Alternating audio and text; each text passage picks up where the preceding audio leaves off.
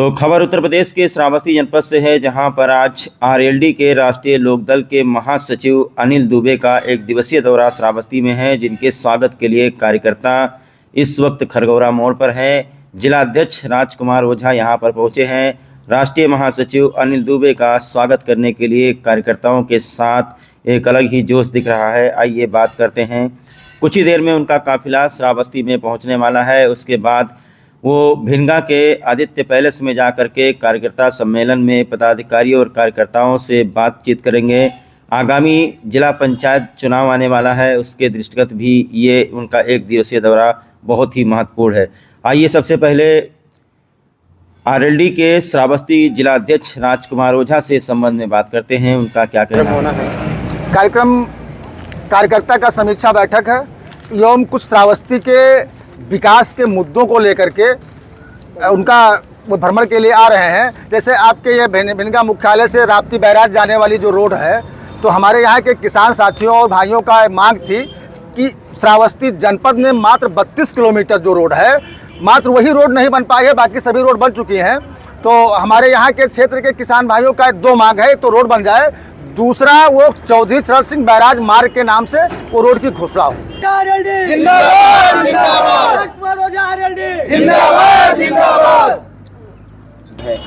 जिससे कार्यकर्ताओं का तो उत्साह अपार है, आप खुद देख रहे हैं। रही बात आने वाले चुनाव के बारे में, जो शीर्ष नेतृत्व है वो निर्णय लेगा, वही हम लोगों के सिरधारी है।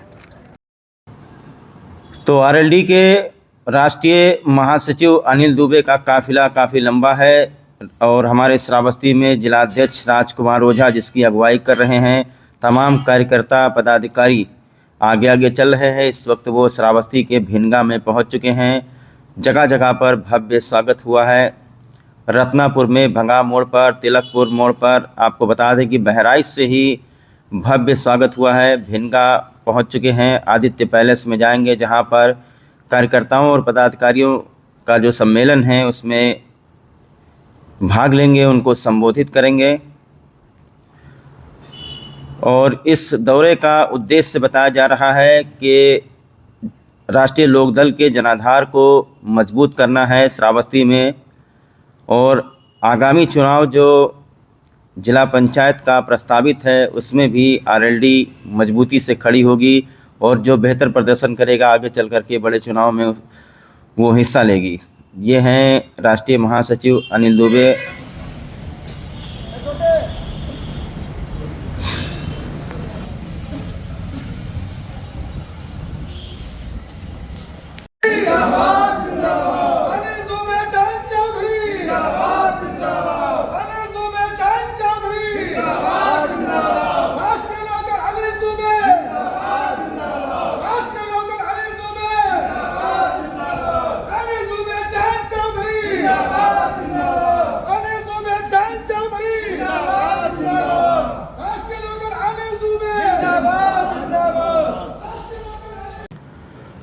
तो आरएलडी राष्ट्रीय लोकदल के महासचिव अनिल दुबे श्रावस्ती में एक दिवसीय दौरे पर पहुंचे हैं, जहां पर कार्यकर्ताओं ने, पदाधिकारियों ने उनका जम करके स्वागत किया है।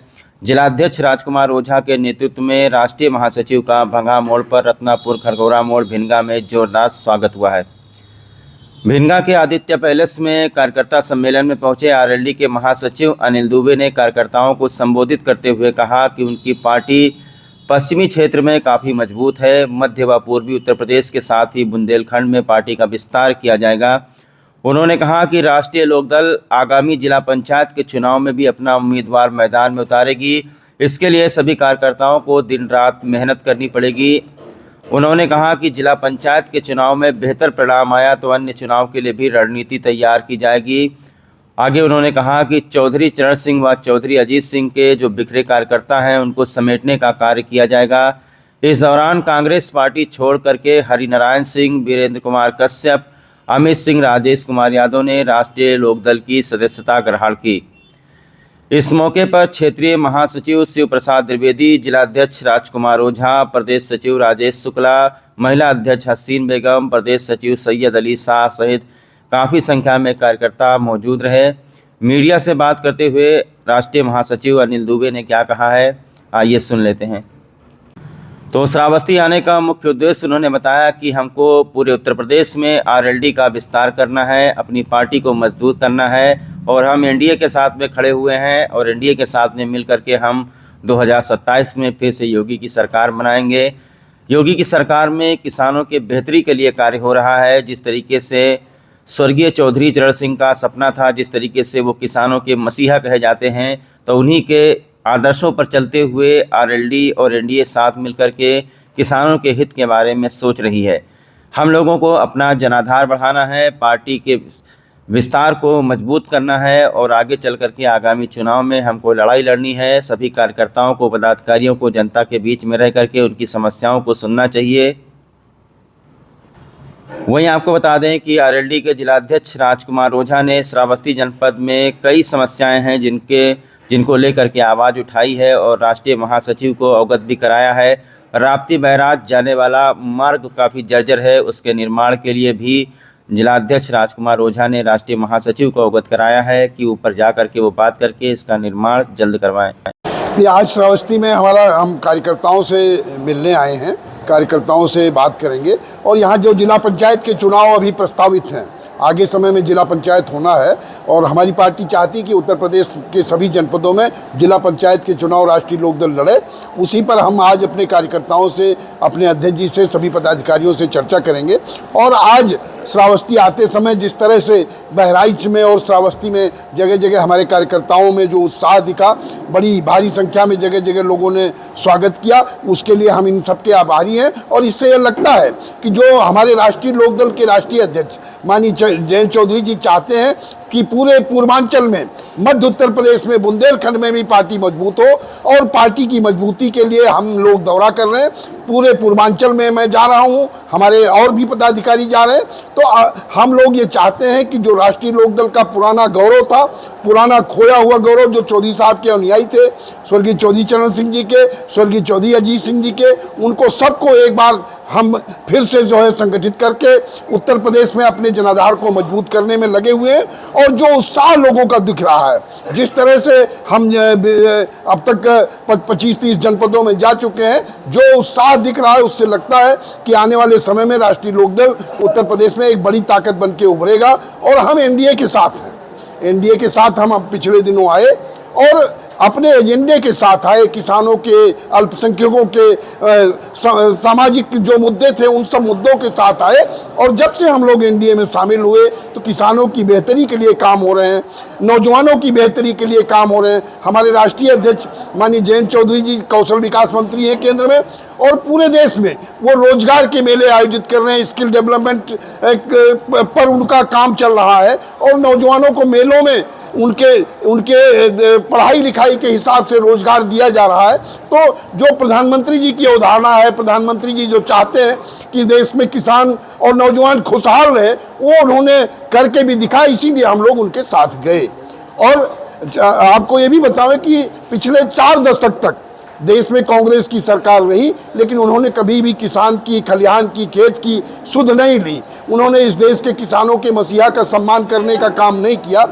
श्री नरेंद्र मोदी जी की सरकार ने, उन्होंने देश के पूर्व प्रधानमंत्री, किसानों के मसीहा स्वर्गीय चौधरी चरण सिंह जी को भारत रत्न दिया। ये काम कांग्रेस भी कर सकती थी, लेकिन उन्होंने कभी चौधरी साहब को सम्मानित करने का काम नहीं किया। उनके प्रधानमंत्री श्री मनमोहन सिंह पार्लियामेंट में कहते थे कि चौधरी साहब से बड़ा किसानों का हमदर्द, किसानों का कोई नेता नहीं हुआ, लेकिन उन्होंने भारत रत्न देने की जरूरत नहीं समझी। आज किसानों के लिए, खेत खलिहान के लिए और चौधरी साहब के सपनों का भारत, स्वर्गीय चौधरी साहब के सपनों पर मोदी जी बनाना चाहते हैं। इसलिए हम लोग एनडीए में साथ आए हैं और एनडीए को मजबूत करने का काम होगा। और आने वाले समय में 2027 को टारगेट को लेकर के 2027 में पुनः जो है एनडीए की सरकार बने, इसके लिए हम लोग काम कर रहे हैं। अनिल जी, आपकी पार्टी ने वक्त संशोधन बिल पे सरकार के साथ रही। ऐसा माना जा रहा है कि आपका एक बड़ा वोट बैंक जो मुसलमान वोट बैंक है वो आपसे नाराज हो जाएगा, कैसे मनाएंगे? देखिए, पूरे देश के जनप्रतिनिधियों ने लोकसभा में बहुमत के साथ वो पारित हुआ है। देश की जनता ने उनको चुन करके भेजा है, देश के जनमानस ने उनको चुन करके भेजा है, वहाँ पर वो पार्लियामेंट में पास हुआ है। और रही अल्पसंख्यकों के हमदर्दी की बात, अभी मेरठ के प्रशासन ने जब कहा कि पासपोर्ट जब्त कर लेंगे, हम जो है FIR कराएंगे, तो किसी नेता ने बोलने का साहस अगर किया तो राष्ट्रीय लोकदल के मुखिया माननीय जयंत चौधरी जी ने बोला और उन्होंने कहा कि ये गलत है, पासपोर्ट और FIR करने की धमकी मत दीजिए, और मेरठ के प्रशासन ने अपने आदेश को वापस लेने का काम किया। तो उत्तर प्रदेश का जो अल्पसंख्यक है, देश का अल्पसंख्यक जानता है कि चौधरी साहब का परिवार हमारा हमदर्द है, ये हमारे प्रति अन्याय को कभी बर्दाश्त नहीं करेगा। तो वो उनको भरोसा है और वो हम लोगों के साथ हैं, उनके हर सुख दुख में राष्ट्रीय लोकदल। अभी पश्चिमी उत्तर प्रदेश में पिछले दिनों जब पिछले भाईचारे के माहौल को लोगों ने खराब कर दिया था, आज पश्चिमी उत्तर प्रदेश में किसान जातियां सारी संगठित हैं, सब लोग मिलजुल करके काम कर रहे हैं। तो उसमें वहाँ का अल्पसंख्यक वो पूरी तरीके से ये जानता है कि माननीय जयंत चौधरी जी हमारे हमदर्द।